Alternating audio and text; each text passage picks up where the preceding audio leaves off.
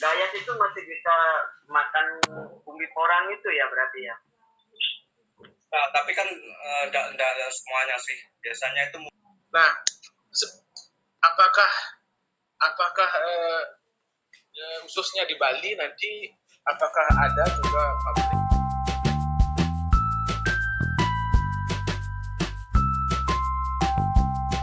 Mentah tidak difermentasi itu akan menimbulkan itu gayas itu senang sekali itu untuk kompos itu. Lebih aman ke setelah kompos pakai pupuk cair aja. Demikian berarti ya Pak Kaiji, berarti gayas itu masih bisa makan umbi porang itu ya berarti ya? Nah, tapi kan enggak semuanya sih. Biasanya itu muncul karena kompos yang belum terfermentasi tadi. Oh iya. Tapi kalau udah biasa nanam apa kok nggak ada orang daerah Madiun sini yang kena itu nggak ada kecuali yang terlalu ekstrim untuk komposnya belum difermentasi panas langsung dimasukkan. Masalahnya gini Pak Edi, di daerah Karangasem itu memang tekstur tanahnya memang bergayas gitu loh Pak Edi. Makanya di sana itu biasanya mertua saya nanam ubi jalar dan lain sebagainya itu ya habis dimakan umbinya sama. Insya Allah kalau kurang nggak akan aman kalau dikurang. Ya cuma berapa itu biasanya. Ya ada cuma beberapa nggak banyak. Kalau dikurang sedikit itu hampir nggak ada anunya, nggak ada apa itu.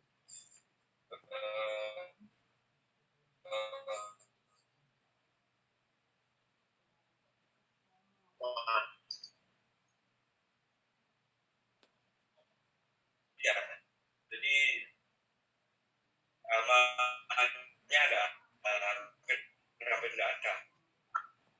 Ya kalau yang ditakutin itu bukan gayas, bukan apa itu ulat itu yang ditakuti hama yang nggak bisa dihilangin itu yang siap panen ya, jual orang kita bisa diobati penyakit maling yang paling kita itu masih ada dari tempatku juga masih ada banyak.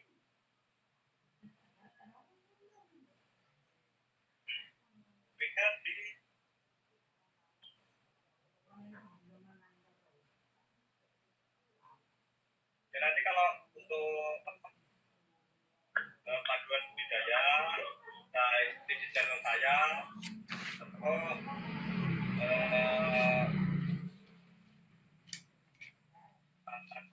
yang punya sih panduan harganya 50.000.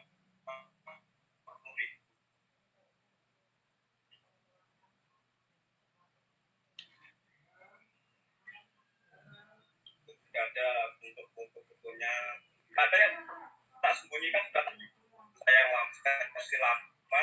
Yang ini kan tak pakai akun saya yang versi lama tapi jarang update saya dari nol, mulai dari belum mengenal orang sampai ke pasca panen. Setelah panen nanti diapakan buat gelondong atau dibuat kering. Kalau dibuat kering itu hasilnya gimana perbandingannya antara gelondong misalkan per 100 per 1000 kilo kalau dikeringkan jadi berapa? Sudah ada semua. Demikian di.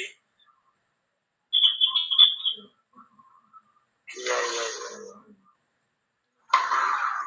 Mungkin ada pertanyaan lain. Baik, silakan teman-teman yang punya pertanyaan lagi silakan. Nih, langsung diajukan pertanyaannya, nih, silakan.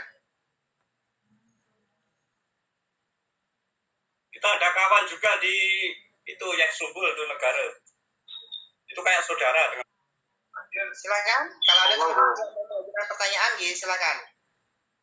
Yang menjadi pertanyaan saya, di Indonesia mungkin ini terlalu jauh untuk pertanyaan saya, tapi tidak apa namanya ada hubungannya juga untuk penyemangat bagaimana depannya nanti biar kami itu semangat gitu. Untuk di Indonesia sejauh mana industri itu digunakan untuk apa saja? Apakah bisa ke depannya dia menjadikan sumber pangan orang Indonesia? Apakah hanya untuk tepung saja? Karena yang saya lihat itu antara pemerintah dan petani itu dia bersinergi. Di sana berkolaborasi dia. Jadi petani itu menyediakan seperti borangnya dan industrinya itu dia langsung mengolah menjadi makanan dan langsung dikonsumsi oleh masyarakatnya sendiri. Nah, itu yang terjadi di luar negeri. Nah, apakah khususnya di Bali nanti apakah ada juga pabrik seperti yang ada di Jawa gitu, selain untuk mempermudahkan itu, lalu selain mempermudah petani itu dari sistem pengeringan untuk pengeringan ekspornya dan transportasinya itu Pak. Lalu ya cuman itu yang saya pertanyakan dan saya sampaikan sama Pak Maidi. Terima kasih. Terima kasih Pak Nyoman. Pak Idi bisa langsung ditanggapi Pak. Bisa langsung dijawab pertanyaan Pak Nyoman Moko Wijaya. Silakan. Jadi intinya tadi makanan itu 80% ya, hampir 90% dibuat makanan, itu salah satunya beras. Dan beras di sini tidak mengandung glukosa. Jadi kita tahu pemicu diabetes itu kan biasanya itu dari setiap beras kan mengandung glukosa, atau kalau yang beras dari kurang itu tidak mengandung. Jadi intinya kalau dimakan itu kenyang tapi tidak menimbulkan efek samping. Dan kalau bicara tepung ya, tepung kalau udah bahan baku tepung itu kan bisa dibuat apa saja. Jadi tepung itu luas, sangat luas sekali. Mau dibuat kue, mau dibuat apa saja, kalau udah bentuk tepung itu kan luas sekali. Dan selain untuk makanan, memang yang 20%-nya atau 10%-nya itu untuk kosmetik dan farmasi, obat-obatan. Itu salah satu penggunaan porang. Andai kata porang ini 100% dibuat untuk kosmetik atau 100% dibuat untuk farmasi, untuk obat-obatan, saya nggak mau nanam. Dan saya nggak mau promosikan porang. Kenapa? Karena kebutuhan itu pasti cuma terbatas kalau untuk farmasi atau untuk kosmetik. Tapi kalau untuk makanan, jadi komoditas itu kalau masuknya di sektor makanan ya, kalau kita bicara makan selama manusia masih hidup, ya, kita sudah sering ngomongin misalkan di Indonesia aja penduduknya berapa, di Cina hampir 2 miliar, belum Jepang, Korea, dan itu perlu makan. Dan ini mudah-mudahan kurang di sini akan menjadi kita Indonesia menjadi lumbungnya pangan dunia ya, karena makanan-makanan yang seperti ini yang dibutuhkan mereka, karena selain sehat ya, untuk makanan sehat, tapi sangat kita juga produksinya sangat tidak kesusahan. Cuma di daerah lain, di negara-negara lain tidak akan ya. Memang selain Indonesia itu ada Myanmar, Thailand, Vietnam itu nanam, tapi tidak sebanyak di Indonesia. Jadi kalaupun mereka itu nanam di sana suplai ke beberapa negara, juga kebutuhan mereka tidak akan kurang, karena ini bukan makanan ya. Beda kalau untuk komoditas lain, ini misalkan jahe, kunyit, segala macam itu kan untuk farmasi toh. Tidak mungkin orang makan komoditas jenis mungkin kunyit atau lainnya kan tidak mungkin. Jadi memang 80% untuk makanan. Dan saya sendiri memang itu tadi tidak ada kaitannya dengan pemerintahan. Kalau di Bali misalkan ada pabrik itu tinggal kebijakan dari pemerintah seorang muncul karena histori saya dulu seorang pemulung dan saya bukan sekolah saya levelnya bukan tinggi.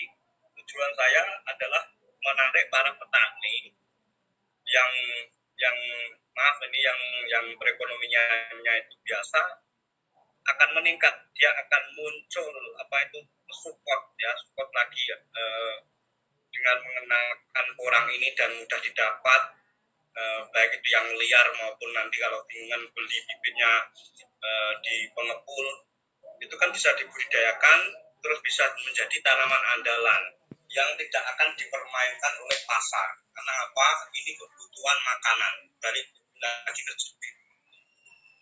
Kalau komoditas itu masuknya permakanan, farmasi atau hanya untuk kosmetik, itu saja seperti saya katakan tadi, saya tidak akan tanam ya, karena kebutuhan cuma diingin.